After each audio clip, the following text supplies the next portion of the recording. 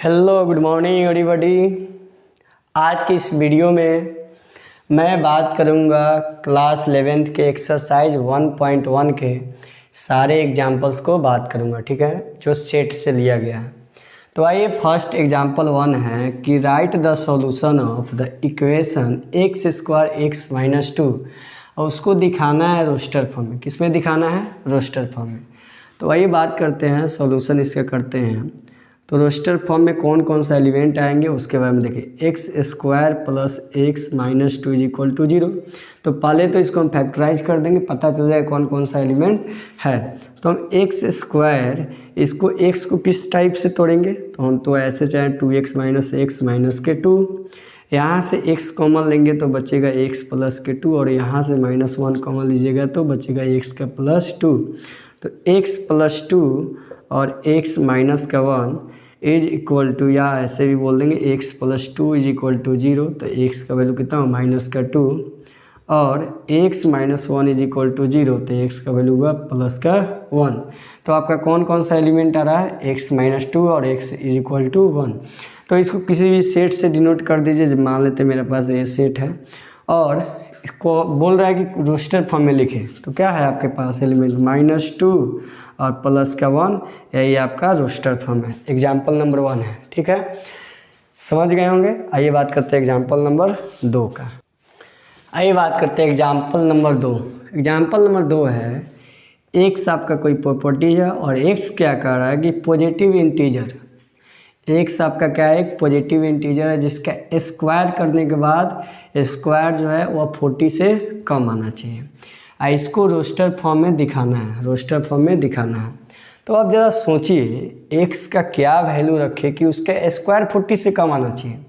तो मान लेते हैं अगर 1 का स्क्वायर करे तो 1 आएगा, 2 का स्क्वायर करे तो कितना आएगा? 4 आएगा, और 3 का स्क्वायर करे तो कितना आएगा? 9 आएगा, और 4 का स्क्वायर करे तो 16 आएगा, और 5 का स्क्वायर करे तो 25 आएगा, और 6 का स्क्वायर करे तो 36 आएगा, और 7 का स्क्वायर करे तो 49 आएगा। लेकिन क्या कह रहा है क्वेश्चन? 40 से कम होना चाहिए।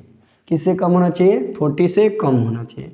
तो आपके पास बताइए कि हम x का क्या वैल्यू रखें कि यानी 40 से कम आया। तो देखिए 1 का स्क्वायर 1 आ रहा है, 2 का स्क्वायर 4 आ रहा है, 3 का 9 आ रहा है, 4 का 16 आ रहा है, 5 का 25 आ रहा है, 6 का 36, लेकिन 7 का 49 हो जा रहा है। इसलिए हम कौन सा नंबर ऑफ एलिमेंट ले सकते हैं? हम इसके लिए A1 2 3 4 5 6 रख सकते हैं। तो अभी आपका क्वेश्चन किस में दिख रहा है? आपका बिल्डर फॉर्म में दिख रहा है। हम इसको किस में सजाएंगे? रोस्टर फॉर्म में। तो आइए इसका सॉल्यूशन जो होगा वो क्या होगा कि मेरे पास क्या है? एक सेट है ए है, और क्वेश्चंस के मुताबिक x is a positive number, positive integer, और उसका स्क्वायर करने के बाद 40 से कम आना चाहिए। कौन कौन सा एलिमेंट होगा? आपका एलिमेंट 1 होगा, 2 होगा, 3 होगा, 4 होगा, 5 होगा, 6 होगा। यही आपका इसका आंसर है, ठीक है, क्लियर है। यह आपका क्वेश्चन नंबर 2 था, एग्जाम्पल नंबर 2 था। ये बात करें एग्जाम्पल नंबर 3 का। ये बात करते हैं एग्जाम्पल नंबर 3 का। एग्जाम्पल नंबर 3 क्या कह रहा है कि एक सेट है 1 4 9 16 25 डॉट डॉट डॉट, इन बिल्डर फॉर्म में आपको सजाना है। तो आपका अभी क्वेश्चन दिख रहा है, ये आपका किस में है? टेबुलर फॉर्म में है। उस टेबुलर फॉर्म को ही रोस्टर फॉर्म बोलते हैं, क्लियर है। तो आपका क्वेश्चन जो है ए बराबर क्या दे रखे हुआ है? 1 4 9 16 25 और डॉट डॉट डॉट डॉट, यानी कहाँ तक गया उसका कोई काउंटिंग नहीं है। अब जरा आपको सोचना है इसको, क्वेश्चन को सजाया किस तरह है। तो आप जरा सोचिए, 1 का स्क्वायर 1 होता है, 2 का स्क्वायर 4 होगा, और 3 का स्क्वायर 9 होगा, 4 का स्क्वायर 16 होगा, और 5 का स्क्वायर 25 होगा। इसका मतलब है अगर हम मान लेते हैं कि बिल्डर फॉर्म में सजाना है, मान लेते हैं कि मेरे पास एक सेट है जो सेट ए है, और एक्स कोई प्रॉपर्टीज है। अगर इस एक्स को कर दे एक्स इज, इस सारे डिजिट को अगर हम n मान लेते हैं और उसका अगर स्क्वायर कर दें, ठीक है, मान लेते हैं कि n बराबर 1 है, 2 है, 3 है, 4 है, 5 है, ठीक है, डॉट डॉट डॉट। अगर इसका हम स्क्वायर कर देते तो 1 का स्क्वायर 1, 2 का 4, 3 का 9, 4 का 16, इसका 25, ठीक है। तो हम मान लेंगे कि x इज एक नंबर है। x क्या है? एक नंबर एक्स इज चाहे एक्स कोई प्रॉपर्टीज है या हम इसको मान लेंगे एक्स जो है वो किसके बराबर है, एन स्क्वायर के बराबर है।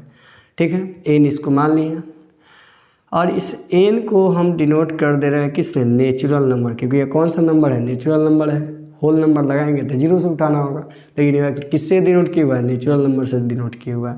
ठीक है, और यह बताना मुश्किल है कि यह नंबर कहाँ तक जा रहा है, तो आप इस चाहे तो बिल्डर फॉर्म में इतना भी आप लिख सकते हैं कि एक्स कोई प्रॉपर्टीज है और एक्स जो है कोई नंबर है वह एन स्क्वायर के बराबर है। मान लेते हैं कि x बराबर एन स्क्वायर दे दिए, तो अगर यहाँ 1 रखते हैं तो एक्स स्क्वायर कितना आएगा, 1 ही आएगा। अगर n का वैल्यू हम 2 रखते हैं तो x के बराबर कितना आ गया, 4 आ जाएगा। अगर n का वैल्यू हम 3 रखते हैं तो x का वैल्यू कितना आ गया, 9 हो जाएगा। और x का अगर n का वैल्यू 4 रखते हैं तो एन स्क्वायर बराबर कितना होगा, 16 हो जाएगा। तो चाहे तो हम बिल्डर फॉर्म में ऐसे भी सजा सकते हैं, देख लेना है कैसे दे रहा है।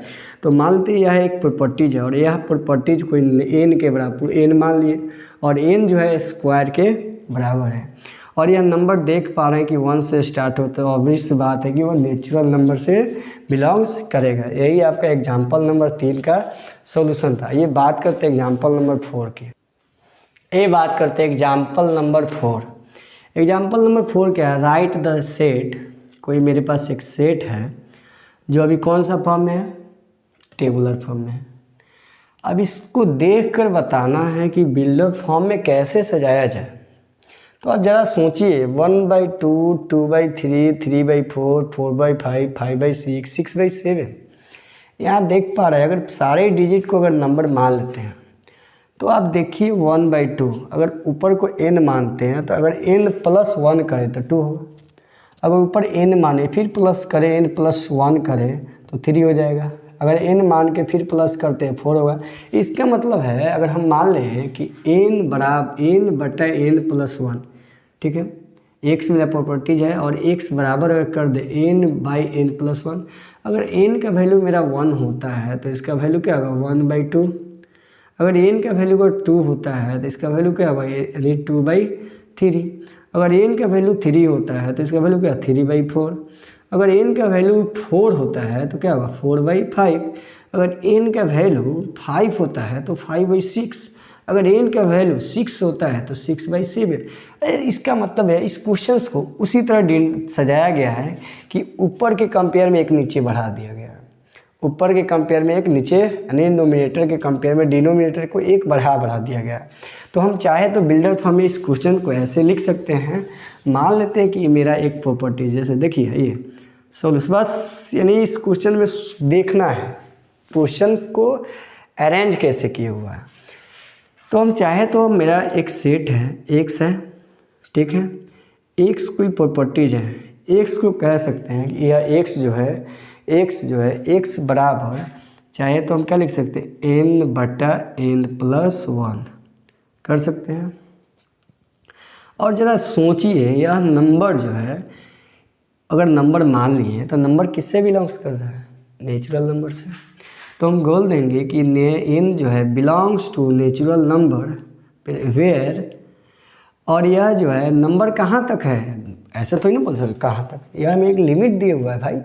तो बोल देंगे कि यह नंबर जो है 1 से बड़ा और बराबर है। देखिए 1 को भी लिए हुआ है और यह नंबर जो है वह 6 से क्या है, बड़ा है और 6 के बराबर है।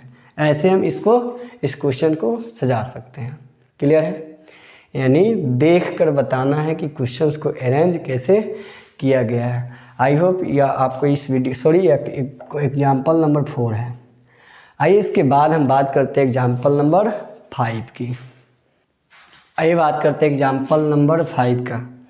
एग्जाम्पल नंबर 5 क्या कह रहा है, match each of the set on left describe in roster form. Left में जो डिस्क्राइब किया हुआ है रोस्टर फॉर्म में है, with the same set on the right describe in the builder form.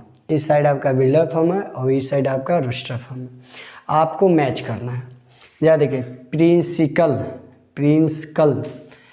प्रिंसिकल ये अभी आपका रोस्टर फॉर्म में, तो इसका बिल्डर फॉर्म कौन होगा, ज़रा सोचिए। यह तो होगा नहीं, x² भी वाला हो नहीं। इसका मतलब यह इससे x is a letter of the word principal, क्या होगा, प्रिंसिपल। इसका मतलब इसका जो आंसर होगा वो क्या होगा, डी से मैच करेगा। अच्छा एक बात यहाँ बोलेंगे, अभी इसके पहले हम इंट्रोडक्शन में बोले थे कि टेबुलर फॉर्म के अंदर सारे जो एलिमेंट होंगे उसको एक स्मॉल लेटर से करेंगे, लेकिन देखिए ज़रूरत नहीं है। अगर क्वेश्चंस आपका कैपिटल लेटर में दिया है तो आप अब उसका आंसर कैपिटल लेटर में दे सकते हैं, लेकिन जो क्वेश्चंस आंसर खुद से देना है उसको प्रयास करेंगे कि आप लोग स्मॉल लेटर में ही होना चाहिए, ठीक है। आइए बात करते हैं, रोस्टर नंबर में 0 है, इसका मतलब बिल्डर फॉर्म इसका क्या होगा, x is a Z plus यानी positive integer is a divisor of 18, यह तो है नहीं। x is an integer x square minus 9 is equal to 0, यह वाला है नहीं। x इज एन पॉजिटिव, इसको बोलेंगे integer, and x plus 1 is equal to 1। जहाँ देखिए x plus 1 is equal to 1, तो x प्लस 1 बराबर 1, और अगर यह x से उधर जाता है तो n माइनस 1 0 के बराबर होगा। इसका मतलब यह वाला जो है रोस्टर फॉर्म, इसका बिल्डर फॉर्म कौन है, सी नंबर वाला इसका बिल्डर फॉर्म है।